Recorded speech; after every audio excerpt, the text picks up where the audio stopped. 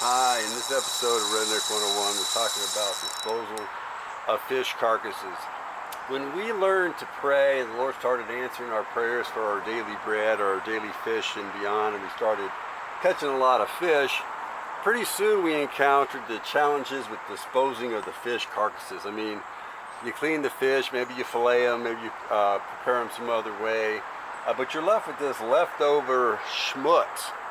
And so we've developed different ways, depending on the circumstances, for disposing of the carcasses. Our favorite approach is oftentimes there's a fish cleaning station at or near the boat ramp. And the fish cleaning station almost always has a custom or a disposal method, a place to put them. Sometimes it's throwing them back in the water. Sometimes it's putting them down little chutes where they're composted. Whatever it may be, keeping them at the fish cleaning station and disposing them over there is certainly the easiest. There is a Redeemer, Jesus, God's own Son, precious Lamb of God, Messiah, Holy One.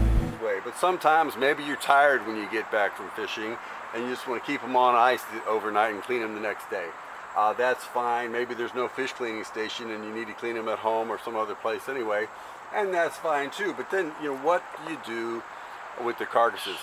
These are great raccoon bait. We have shot coyotes coming in to feed on the fish carcasses and so on. So if you're in a rural location, nothing wrong with just throwing them in the woods a good distance from the house where they won't attract too many bugs or where the family doesn't have to smell them. But if that's not available to you, the other thing that we've done with some regularity is we'll just put these in a container or in a bag until garbage day. And when we put them in the garbage can on garbage day, they're still frozen, so they haven't been sitting in the garbage can all week, sort of stinking everything up. But that requires a little room in the freezer, and maybe your freezer space, you don't want to buy another freezer just to do that, or there's more valuable things in the freezer than fish carcasses. And for me, it's the ice for going fishing the next time.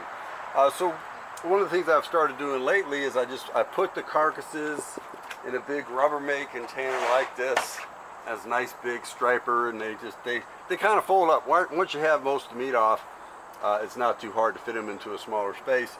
And I'll put the lid on, and then what I'm going to do is I'm going to put them in my ice chest, and I keep my ice chest cold almost all the time during the fishing season.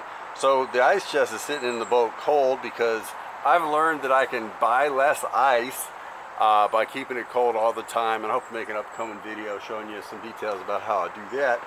But the ice chest is cold, so I'm just going to go put this in the boat in the ice chest. The next time I go fishing, I'm just going to throw them back in the water. Now check your local laws for however you're disposing of them, if you're throwing them in the backyard, if you're throwing them back in the water, whatever the case may be. But it is ecologically sound to put fish back into the place where you caught them from. You can't transfer diseases, so I wouldn't put them in a different body of water, but if you fish the same place all the time, put them in the same body of water that you caught them from, and they will just break down. And the stuff that eats dead fish, is kind of programmed. Every ecosystem has its disposal mechanism for animals that die in that ecosystem, and that includes all your fishing places. The nutrients will go back to the bottom of the food chain.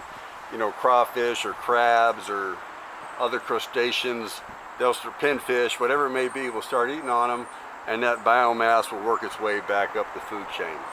So once you learn to pray, you'll be catching a lot more fish, and so you'll need to figure out how to dispose of your fish carcasses, and these are some ideas. Written in the Word, in the good word, is a message from our God, gonna tell you all about how to get to the kingdom, the good life.